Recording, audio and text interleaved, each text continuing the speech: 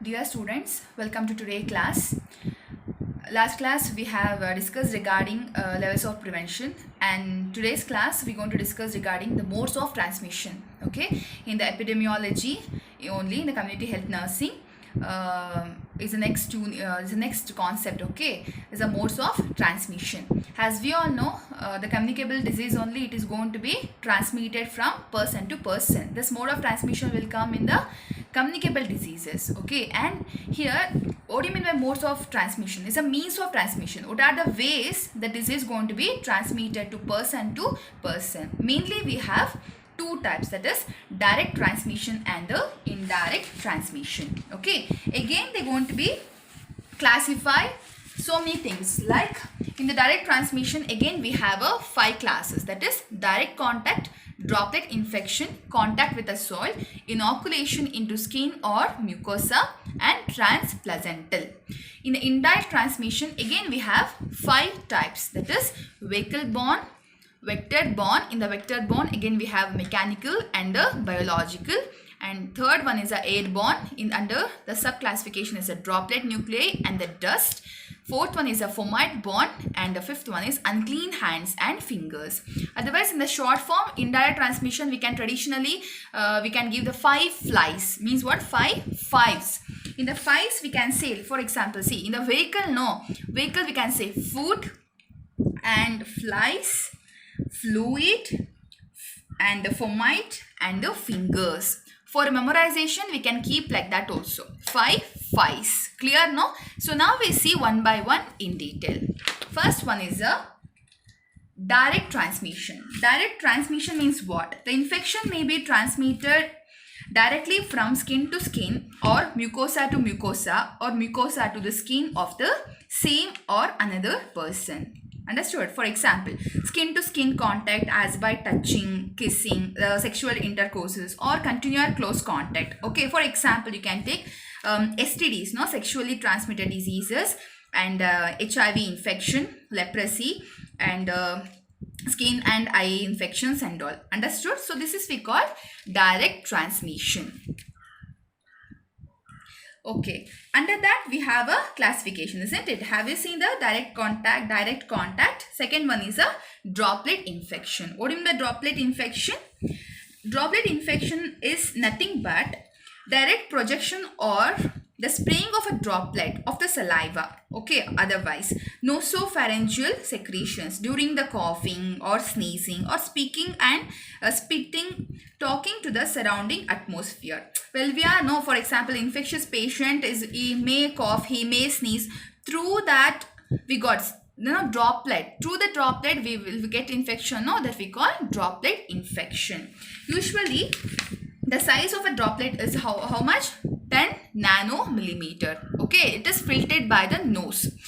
If it is more than 10, no, it is not affected. But what happened? It is less than 10 millimeter, it is going to be filtered by the noses. If it is less than, the droplets less than the 5 nanomillimeter or like that, it can be reached through the alveoli also. So what we had to do, if we maintain the more than 100 centimeter distance, the droplet infection is less. But if we are 30 to 60 centimeter less, so this droplet infection may spread. Understood, no? So for example, you can take for the droplet infection like a tuberculosis, influenza, meningococcal meningitis, whooping cough, etc. Okay, understood, no? Droplet infection.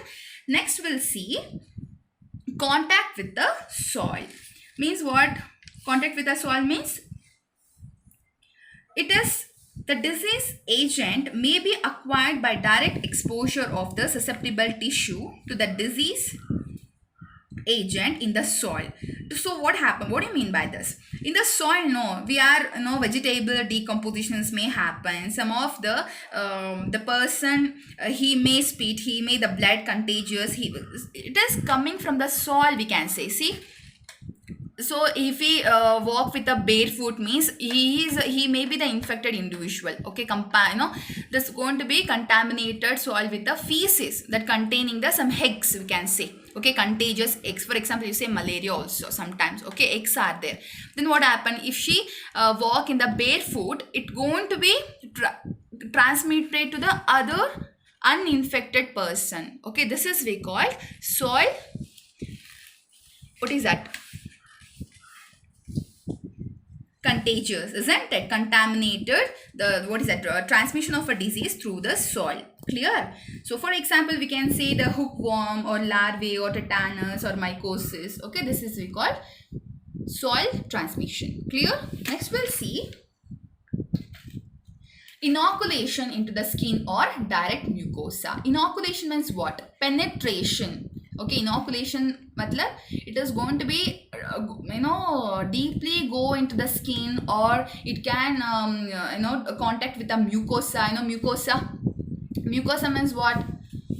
Buccal mucosa. Yes or no? It will go directly contact with the blood and all. We call inoculation. Okay, means the disease agent may be inoculated directly into the skin or the mucosa. For example, you take rabies virus by the dog bite. Okay, rabies virus by the dog bite. See, the direct contact is there, isn't it? So rabies virus by the dog bite, and the hepatitis B through the contaminated needles.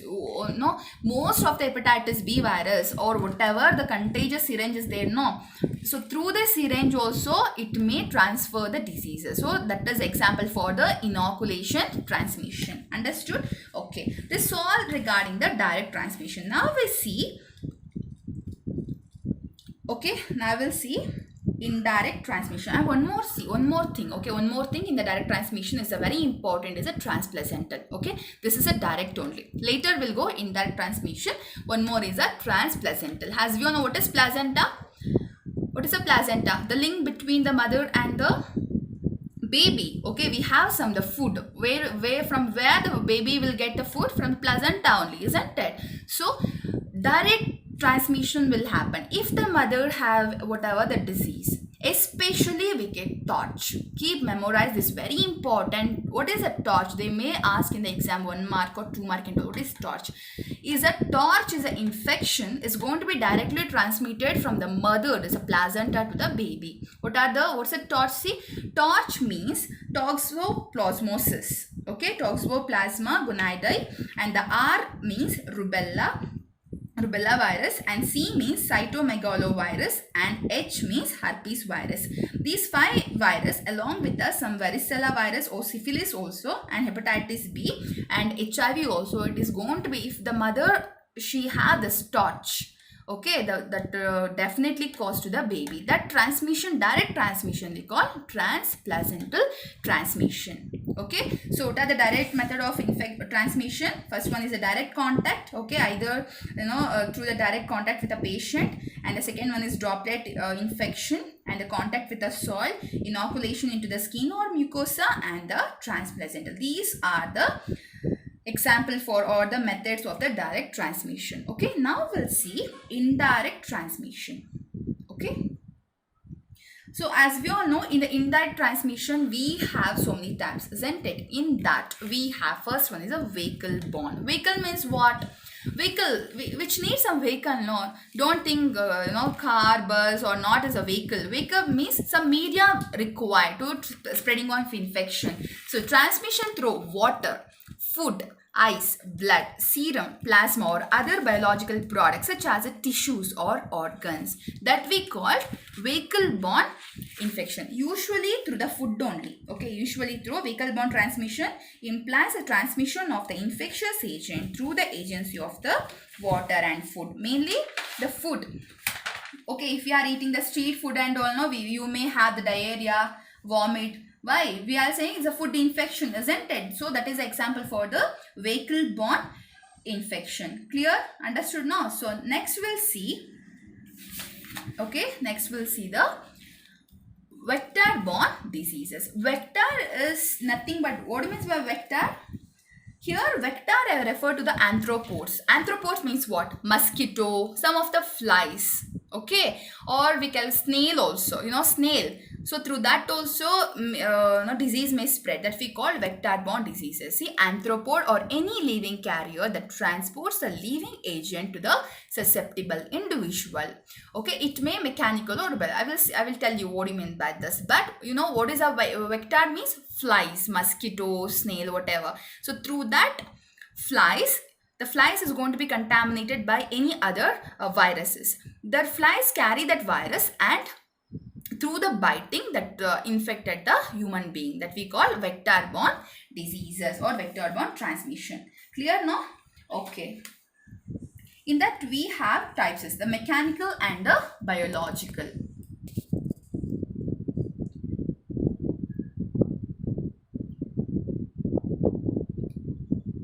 Okay, I will tell you what do you mean by mechanical. Okay, mechanical and the biological. Mechanical is nothing but the infectious flies got contaminated to the what is that virus, and that may carries and bite the human. That we what is the mechanically is going to be happen, that we call mechanical transmission. Biological means the infectious agent is going to be multiply biologically in the what is that flies or in the mosquito, that we call biological. Okay, it's very simple, mechanical and we have biological.